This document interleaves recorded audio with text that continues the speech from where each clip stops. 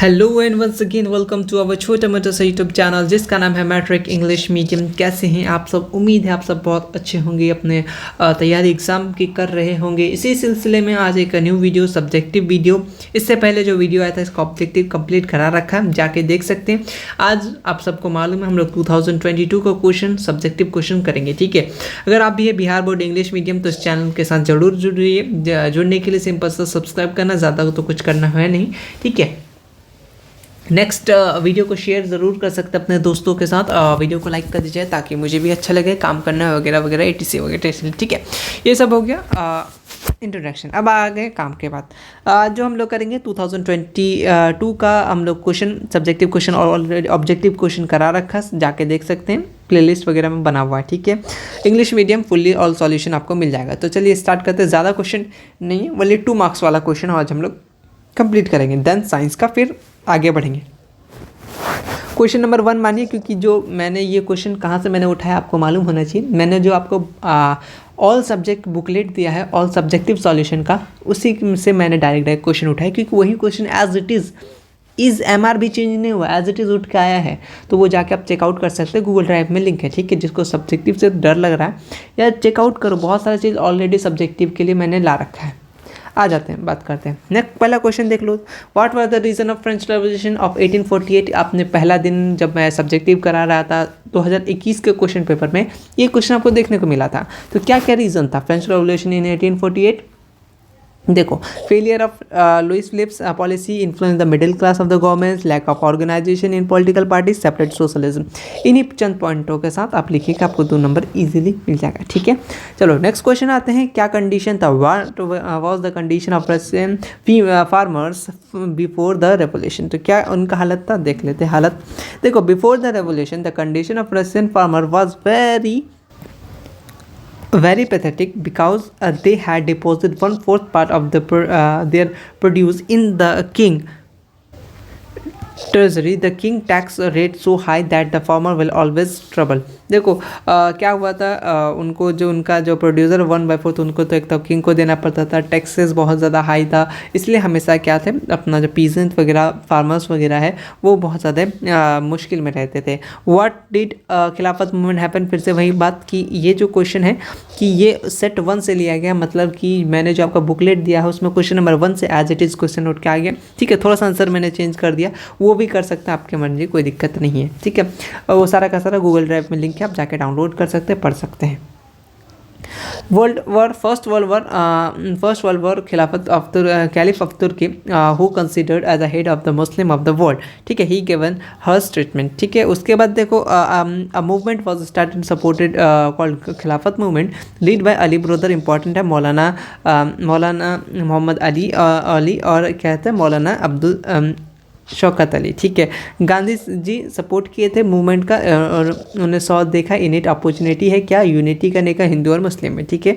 He president over the All India Khilafat Conference held in New Delhi in 1919। ये कुछ 2-3 point आपको लिखना है खिलाफत मूवमेंट के बारे में, क्या हुआ नहीं हुआ, बस इसमें आपको काम समेट देना है। अगर आपके पास नोट्स है आप बस उसको टिक लगा दीजिए कौन कौन सा इंपॉर्टेंट क्वेश्चन है, बस, ठीक है। इसका PDF मैं दे दूंगा, ठीक है। PDF आपको मिल जाएगा गूगल ड्राइव में, ठीक है। और किस नाम से होगा मैं आपको वो भी बता दूंगा कम्युनिटी टैब में, ठीक।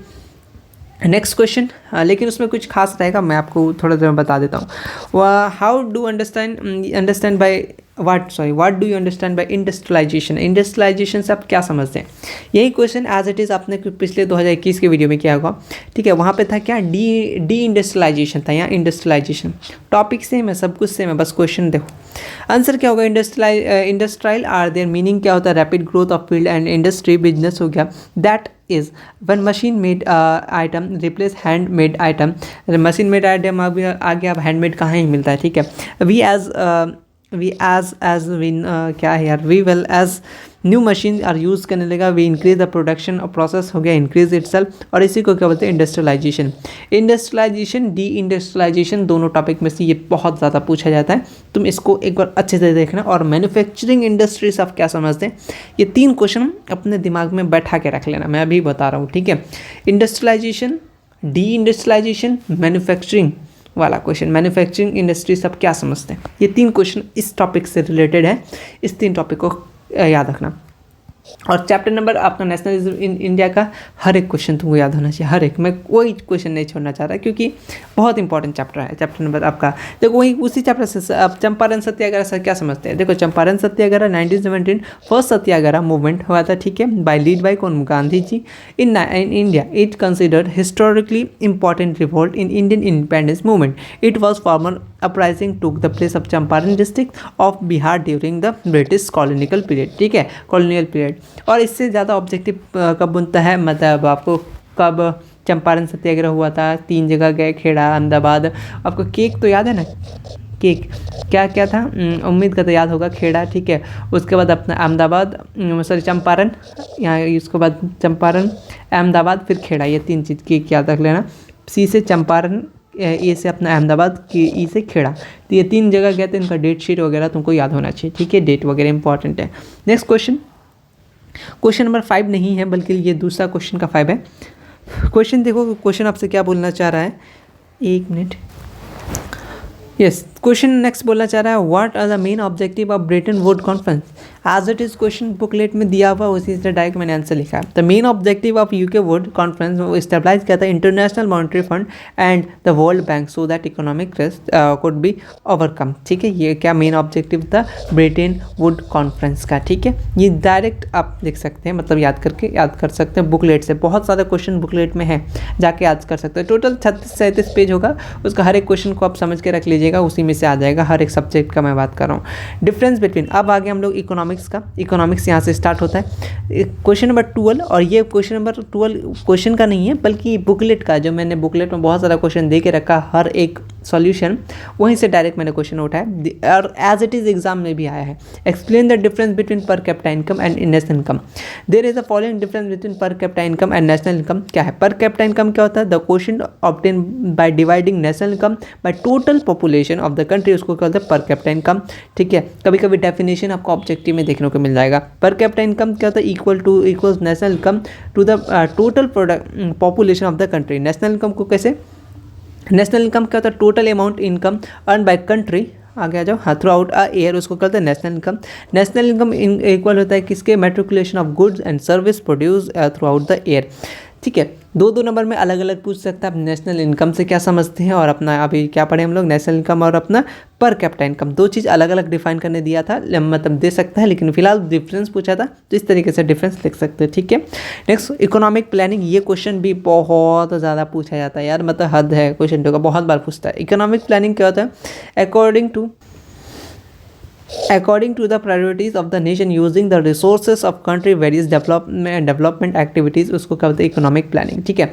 इसका मैंने थोड़ा सा बड़ा करके बताया, पता नहीं इस क्वेश्चन में थोड़ा सा शॉर्ट आ गया है, मतलब कि मैंने वीडियोस वगैरह में थोड़ा सा लॉन्ग करके बताया था, वो वाला फॉलो करना, ठीक है, ज़्यादा शॉर्ट है, ठीक है, इसको मैंने चेकआउट कर लूँगा, लेकिन इसको थोड़ा सा बड़ा करके लिखना इकोनॉमिक प्लानिंग, लेकिन ये बहुत बार पूछता है इकोनॉमिक प्लानिंग से आप क्या समझते हैं, ठीक है। और वो क्वेश्चन देखो, ये 2021 का वापस से घूम के आ गया, what do you understand by self helping group, आपके 2022 में पूछा गया ये क्वेश्चन।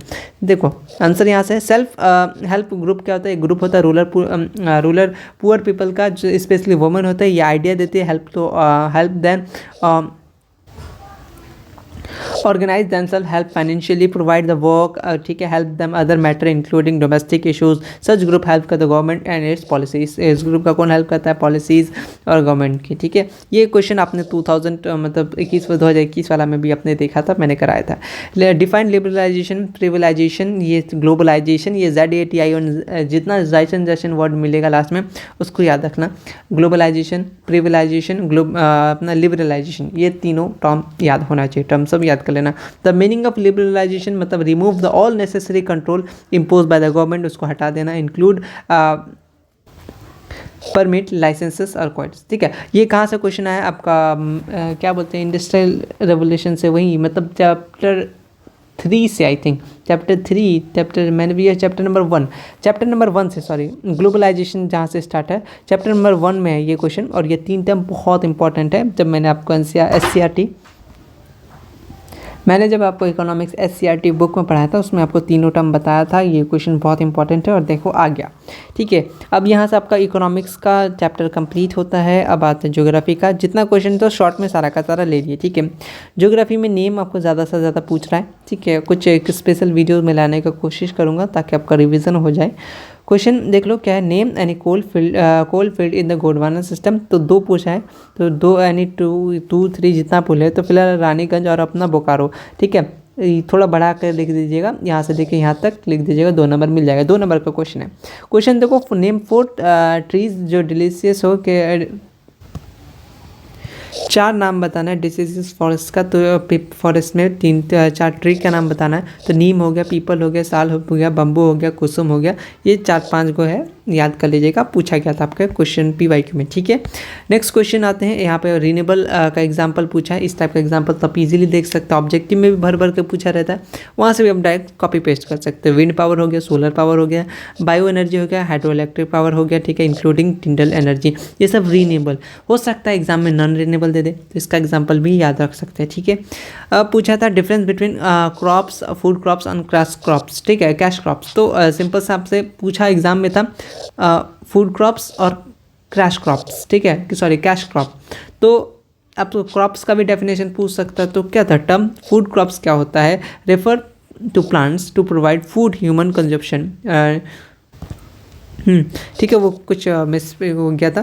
तो take care by a man in agriculture. ठीक है, नेक्स्ट है crash crop, sorry cash crop. Crash चल रहा है मेरे दिमाग में, क्रैश कोर्स केवल मतलब दिमाग में वही चल रहा है।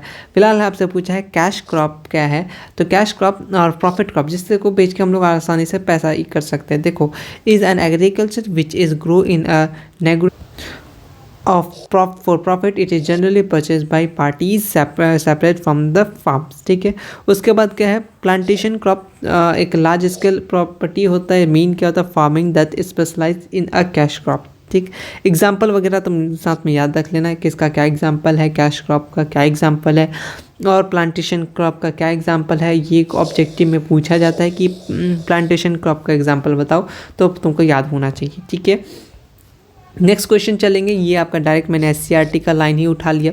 ठीक है, काउजेस बताओ, लो productivity agriculture in Bihar, increasing population होगा, प्रेशर किस में बढ़ रहा है, एग्रीकल्चर लैंड पे, decreasing area of agriculture land, size क्या होगा, स्मॉल साइज फील्ड हो गया। ठीक है, मैं हमेशा यही बात कर रहा था कि SCRT का जो आपको ये इंपॉर्टेंट येलो बॉक्स है इसको ज़रूर पढ़िएगा, बहुत इंपॉर्टेंट, बहुत क्वेश्चन यहीं से डायरेक्ट लड़ते हैं। ठीक है, इसलिए मैं यहीं से डायरेक्ट लेके आ गया।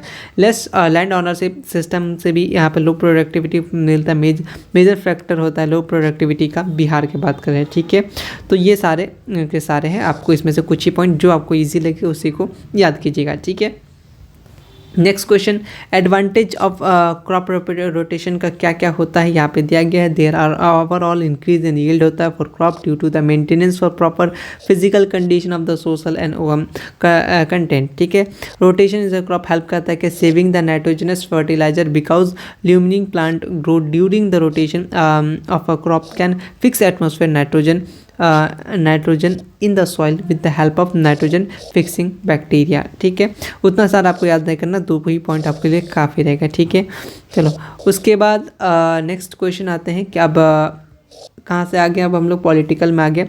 आपको बोला था कि म्यूनसिपल कॉर्पोरेशन का फंक्शन बता दो, तो उसका पब्लिक हेल्थ के फंक्शन है। ठीक है, वाटर सप्लाई करना, रोड में लाइट वगैरह लगाना। ठीक है, birth date registration, education, public transport, park garden वगैरह बनाने, किसका काम है सब, सम फंक्शन किसका, म्यूनसिपल कॉर्पोरेशन का। ठीक है, आपको जो फंक्शन याद आ रहा हो आप उसको लिख सकते हैं। सेकुलरिज्म से क्या समझते हैं, आइडियोलॉजी, आंसर यहाँ से है। ठीक है, सेकुलरिज्म इस टाइप का क्वेश्चन बहुत ज़्यादा आता है। सोशलिज्म से क्या समझते हैं, कभी सेकुलरिज्म स्टेट क्वेश्चन दे देगा, वो उससे क्या समझते हैं, इस टाइप का क्वेश्चन आपको देखने को मिलेगा। आइडियोलॉजी दैट से religion should not involve in the ordinary social and political activity of a country, इसको क्या बोलते हैं, सेकुलरिज्म। ठीक है, एंटी डिफेक्शन लॉ बहुत बार पूछा गया क्वेश्चन, सिंपल सा, दल ना बदले, सिंपल सा मतलब होता है ना, जो नेता लोग एक दिन में एक किसी पार्टी के पास रहता है, नेक्स्ट रात होते होते दूसरा पार्टी के पास चले जाते हैं, तो इसी को रोकने के लिए ये लॉ बनाया गया। एंटी डिफेक्शन लॉ प्रिवेंट करता है MPs को स्विचिंग पार्टीज पार्टी जो स्विच कर लेता है दूसरा इसमें चल जाता है। Any candidate found guilty in the defection bound वो lose their seat in the member of the house, ठीक है, वो लूज़ कर जाएगा, उससे छिना जाएगा। तो एंटी डिफेक्शन लॉ बहुत इंपॉर्टेंट क्वेश्चन है और मैंने अपने टाइम पे इस क्वेश्चन को क्या माना था कि बहुत वीवीआई क्वेश्चन आने का चांसेस बहुत है और एज इट इज़ आ गया, ठीक है। तो तुम याद रख लेना, मैं जो जो बोलता हूँ बोलता बहुत ज़्यादा हूँ, लिखता बहुत कम हूँ, तो तुम ध्यान देना मेरे बातों को, ठीक है। डिफाइंड सीक्रेट बैलेट, ये बैलेट पेपर आपने देखा होगा वोटिंग के सामने जो छुपा के रखता है वही देखो। A way of voting which people write in the choice in the piece of paper secret on the act of the voting. एक मशीन होता है, डिब्बा होता है, उसके अंदर वो जो मोहर मार के डाल दिया जाता है, तो उसी को बैलेट बोलते हैं यहाँ पे है। और इसी के साथ आपका टोटल क्वेश्चन जितना था वो शॉर्ट में हम लोग 15 मिनट में इसलिए कि क्योंकि मैं मतलब कल जो है बहुत लंबा सफ़र अप्रॉक्सीमेटली 50+ किलोमीटर ड्राइविंग करके जाना पड़ा, तो मेरा हालत बिल्कुल ज़्यादा ही ख़राब हो रखा है। अब मैं बैठ तक नहीं पा रहा, जैसे तैसे मैंने ये पीपीटीज़ वगैरह इधर उधर से बनाया, ठीक है, ताकि वीडियोस आप लोग का लेट ना हो। और वैसे भी आपको पीडीएफ तो चाहिए ही, तो मैं बस बता रहा था इंपॉर्टेंट टॉपिक्स आपको बता रहा था किस कहाँ से पूछ सकता है। तो पीवाईक्यूज़ को आपको लगाना है, लेकिन ये मत सोचिएगा कि एज इट इज़ पीवाईक्यू उठा के आ जाएगा, पीवाईक्यू ही याद कर लेते हैं। उससे रिलेटेड जैसे मैंने आपको बताया, जैसे सेकुलरिज्म से सोशलिज्म हो सकता है, कम्युनलिज्म हो सकता है, इससे जो जो कनेक्टेड टॉपिक्स है उसको आप टच करते हुए चलेगा, ठीक है, ताकि जहाँ से अगर यहाँ से क्वेश्चन आए तो उधर से फंस जाए। यही इसी तरीके से कीजिएगा तो भी सब्जेक्टिव आपका कोई दिक्कत नहीं होगा। ऑब्जेक्टिव का वीडियो डाला हुआ है, ठीक है, मुझे मालूम पड़ा कि मॉडल सेट भी आया हुआ है, तो जल्द मॉडल सेट भी आप लोग के सामने सॉल्यूशन के साथ हाजिर करेंगे, ठीक है। और सेंटर पेपर अभी हम लोग 2023 का भी क्वेश्चन करेंगे, अभी बहुत कुछ आना बाकी है। आप लोग जुड़े रहिए, एग्ज़ाम से पहले हो जाएगा, ठीक है, पढ़ते रहिए।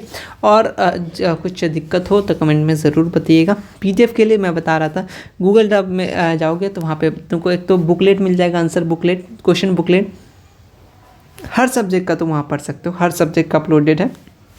शायद ज्योग्राफी नहीं है, ज्योग्राफी मैंने इसलिए नहीं कराया है कि ऑलरेडी चैप्टर 1 और चैप्टर 2 का जो वो मैंने ज्योग्राफी कंप्लीट बुक से ही करा रखा है, तो उसी में मैंने बहुत सारा आंसर बता दिया, तो उसी को मैं खोजूंगा तो उसी बुक में सारा का सारा आंसर है, ठीक है, तो वो आप देख सकते हैं वीडियोज़ वगैरह में।